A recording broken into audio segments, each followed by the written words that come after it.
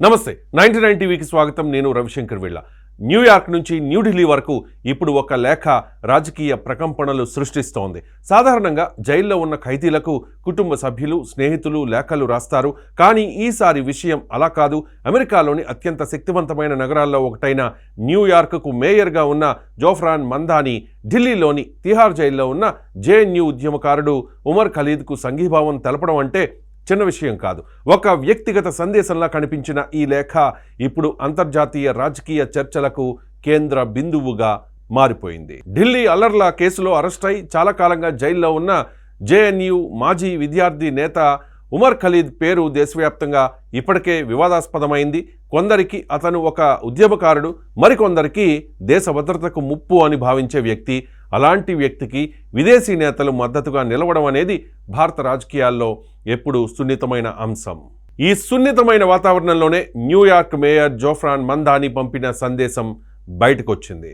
Umar Khalid సహచరి Lahiri ఈ లేఖను ట్విట్టర్లో పోస్ట్ చేయడంతో అసలు రచ్చ మొదలైంది. మనం అనుభవించిన కష్టం మన వ్యక్తిత్వాన్ని మార్చేయకూడదని నువ్వు చెప్పే మాటలు నాకు ఇంకా గుర్తున్నాయి. మేమంతా నీ గురించే ఆలోచిస్తూ ఉన్నాము అంటూ ఉమర్ ఖలీద్ సహచరి లాహిరి ఈ లేఖను ట్విట్టర్లో పోస్ట్ చేయడంతో అసలు రచ్చ మొదలైంది. మనం అనుభవించిన కష్టం మన వ్యక్తిత్వాన్ని మార్చేయకూడదని నువ్వు చెప్పే మాటలు నాకు ఇంకా గుర్తున్నాయి. మేమంతా నీ గురించే ఆలోచిస్తూ ఉన్నాము అంటూ మందాని రాసిన మాటలు చాలామందిని భావోద్వేగానికి గురిచేశాయి.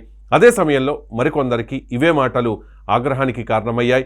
జైలు నిన్ను సమాజానికి దూరం చేయాలని చూసినా పదాలు మాత్రం ప్రయాణిస్తూనే ఉంటాయని క్యాప్షన్ పెట్టడంతో ఈ లేఖకు ఒక ప్రతిష్టాత్మకమైన అర్థం కూడా వచ్చేసింది. ఇక్కడితో కథ ఆగలేదు. ఒక మేయర్ లేఖే పెద్ద చర్చకు దారితీస్తే ఆ తర్వాత రంగంలోకి దిగిన అమెరికా చట్టసభ సభ్యులు ఈ వ్యవహారాన్ని మరింత పెద్దదిగా మార్చేశారు. ఉమర్ ఖలీద్కు మద్దతుగా ఏకంగా 8 మంది అమెరికా ఎంపీలు భారత రాయబారి వినయ్ క్వాత్రాకు లేఖ రాశారు. జిమ్ మెక్గ్రోవన్, జామీ రస్కిన్ లాంటి పేర్లు ఇందులో ఉండడంతో ఈ లేఖకు అంతర్జాతీయ ప్రాధాన్యత పెరిగింది. భారత్, అమెరికా రెండు ప్రజాస్వామ్య విలువలపై నిలబడిన దేశాలేనని గుర్తు చేస్తూనే ఉమర్ ఖలీద్పై విచారణను త్వరగా పూర్తి చేయాలని, న్యాయపరమైన ప్రక్రియలో జాప్యం జరగకూడదని వారు డిమాండ్ చేశారు.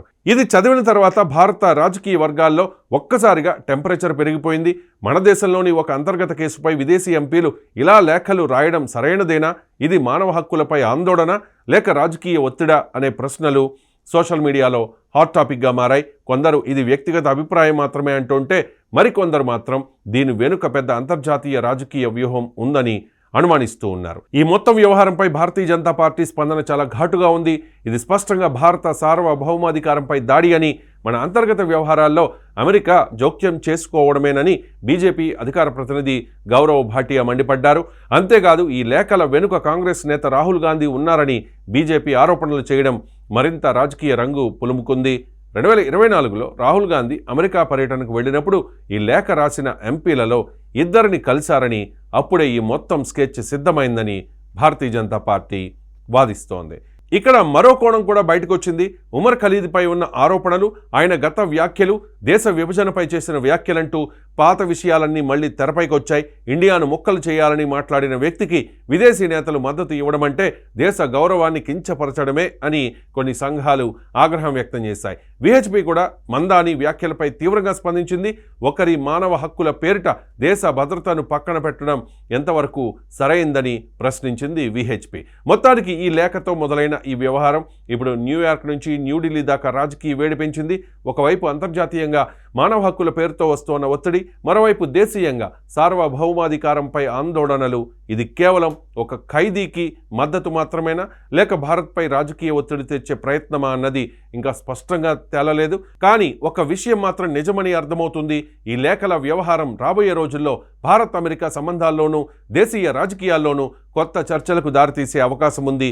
ఈ కథ ఇంకెన్ని మలుపులు తిరుగుతుందో, ఎంత దూరం వెడుతుందో అనే చర్చ జరుగుతోంది.